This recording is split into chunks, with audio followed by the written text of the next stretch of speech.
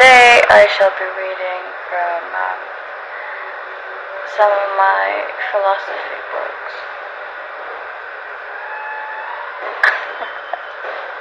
I'm sorry, I need a shower, so that's why I have my hoodie on. So we'll take the first book. It's called The Conquest of Happiness by Bertrand Russell. He used to be one of my favorite philosophers, but he's atheist, and after one has a child, one is keenly aware that God is an existing entity in this world. Anyway, well, this is from page 103 from the chapter entitled Fear of Public Opinion. While it is desirable that the old should treat with respect the wishes of the young, it is not desirable that the young should treat with respect the wishes of the old. The reason is simple, namely that in either case it is the lives of the young that are concerned, not the lives of the old.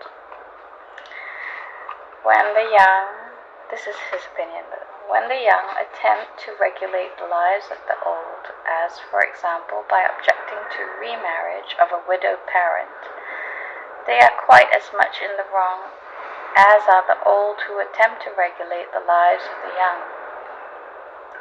Old and young alike, as soon as years of discretion have been reached, have a right to their own choices, and if necessary, to their own mistakes. Young people are ill-advised if they yield to the pressure of the old in any vital matter. Suppose, for example, that you are a young person who wishes to go on the stage and that your parents oppose your wish, either on the ground that the stage is immoral or on the ground that it is socially inferior. They may bring every kind of pressure to bear. They may tell you that they will cast you off if you ignore their commands. They may say that you will certainly repent within a few years.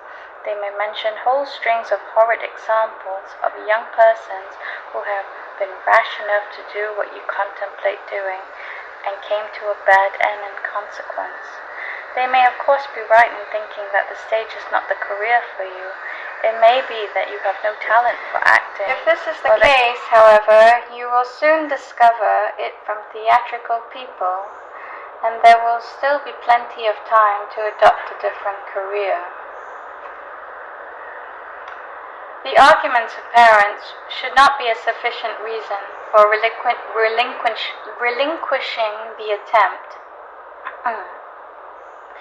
If, in spite of all they say, you carry out your intention, they will soon come round, much sooner in fact than either you or they suppose.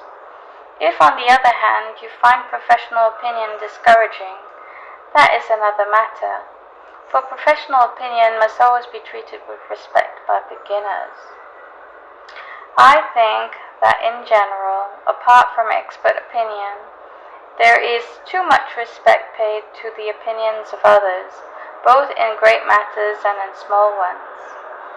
One should, as a rule, respect public opinion insofar as it is necessary to avoid starvation and to keep out of prison. But anything that goes beyond this is voluntary submission to an unnecessary tyranny, and is likely to interfere with happiness in all kinds of ways. Take, for example, the matter of expenditure. Very many people spend money in ways quite different from those that their natural tastes would enjoin, merely because they feel that the respect of their neighbors depends upon their possession of a good car and their ability to give good dinners. As a matter of fact, any man who can obviously afford a car but genuinely prefers travel or a good library will in the end be much more respected than if he behaved exactly like everyone else. There is, of course, no point in deliberately flouting public opinion.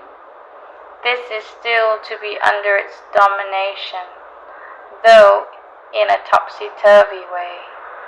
But to be genuinely indifferent to it is both a strength and a source of happiness.